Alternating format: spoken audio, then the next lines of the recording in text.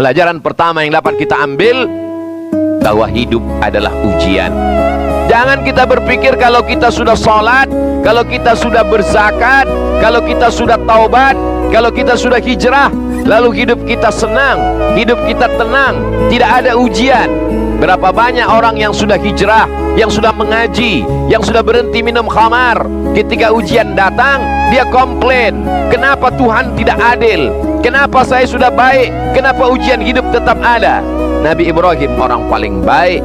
Nabi Ibrahim dipilih Allah di antara nabi-nabi. Nabi Ibrahim dipilih Allah di antara rasul-rasul, salah satu ulul azmi. Tapi ujian hidupnya tetap ada. Apalagi kita. Islam tidak membuat orang berubah. Yang dirubah itu adalah cara pandang kita. Kita tetap sakit, tapi kita tidak menganggap sakit itu sebagai laknat. Boleh jadi sakit itu adalah cara Allah menghapuskan dosa-dosa. Kita mungkin tetap kesulitan ekonomi, tapi kita tidak menganggap kemiskinan itu sebagai laknat. Boleh jadi menurut ilmu Allah, tidak kaya lebih baik daripada kaya melupakan Allah subhanahu wa ta'ala. Tapi kita tetap berusaha dan berikhtiar mencari rezeki untuk punya uang, membangun masjid, berkurban. Fasalli li rabbika, salatlah, wanhar, dan berkurbanlah. Berkurban orang kaya, membangun masjid orang kaya, melaksanakan ibadah haji orang kaya. Tapi kalau sudah berusaha, ikhtiar, rezeki belum juga kunjung tiba. Tidak ada jalan lain kecuali berhusnuzan kepada Allah subhanahu wa ta'ala. Allahu Akbar, Allahu Akbar, Allahu Akbar, la ilaha illallah, wallahu akbar, Allahu Akbar, walillahil hamd. Pelajaran kedua yang dapat kita ambil dari Idul Adha, bahwa kita diperintahkan untuk menyembelih hewan kurban. Fasalli li rabbika, berbanyaklah salat, beribadah kepada Allah. Untuk membalas apa? Inna a'tainakal kautsar, kami sudah memberikan nikmat yang besar kepada engkau. Sudah kami berikan engkau nyawa hingga hidup di atas muka bumi Allah. Matamu terbuka, telingamu mendengar, kakimu melangkah, tanganmu menghayun, hidupmu tenang, perutmu kenyang, hatimu lapang.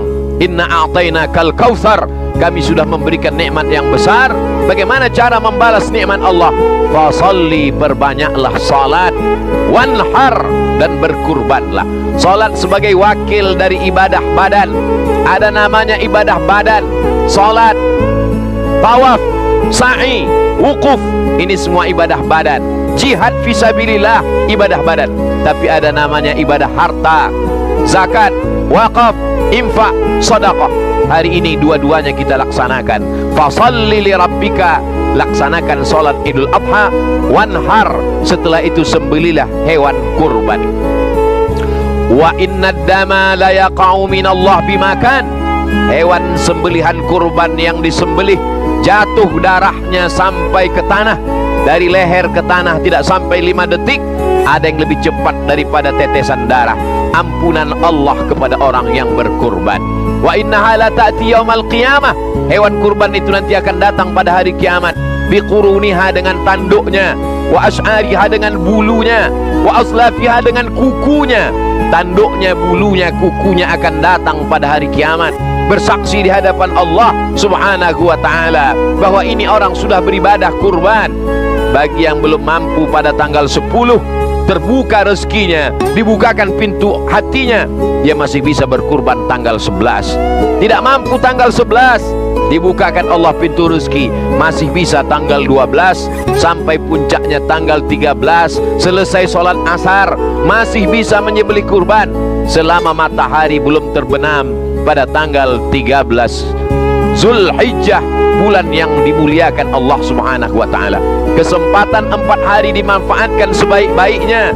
Kalau ada kendala, maka sesungguhnya la yukallifullahu nafsan illa wus'aha, Allah tidak membebani orang di luar kemampuannya. Bagi yang kaya, ada hartanya, berkurbanlah.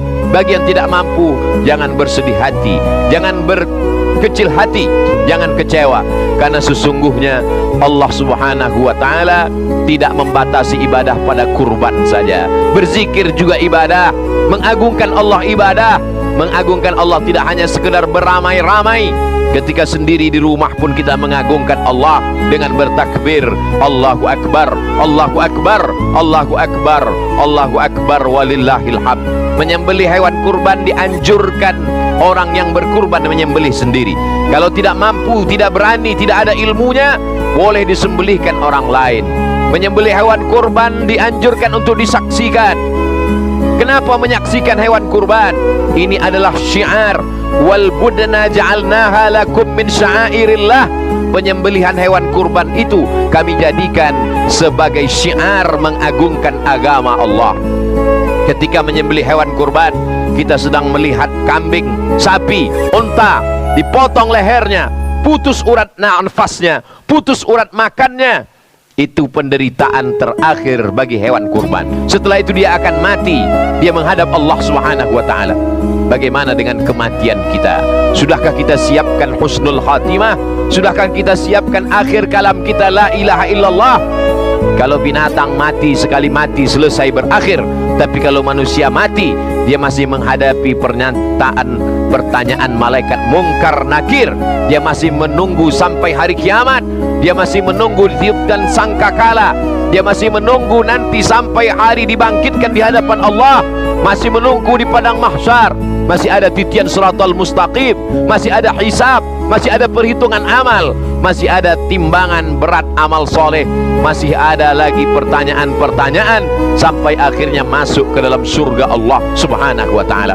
Melihat binatang, kematian, kesakitan, penderitaan, berapa banyak tidak mati itu binatang menunggu waktu yang lama, tapi sakratul mautnya sudah berakhir. Kullu nafsin dha'iqatul maut. Setiap manusia pasti akan mati. Kematian kambing, sapi, lembu dan onta yang kita lihat hari raya kurban, kematian yang penuh dengan penderitaan. Kematian kita jauh lebih menyakitkan bila kita tidak husnul khatimah. Maka di antara doa yang diajarkan Nabi sallallahu alaihi wasallam, Allahumma ja'al khaira ayyami yauma alqaka fih. Jadikanlah sebaik-baik hariku hari pada saat aku mati husnul khatimah, aku bisa bertemu dengan Engkau ya Allah. Faman kana yarju liqa'a rabbih, siapa yang berharap berjumpa dengan Allah, falyamal amalan salihah, maka hendaklah dia beramal saleh, wala yusyrik biibadati rabbih ahada. Yang dibawa bekal hanyalah amal saleh dan tidak mempersekutukan Allah Subhanahu wa ta'ala.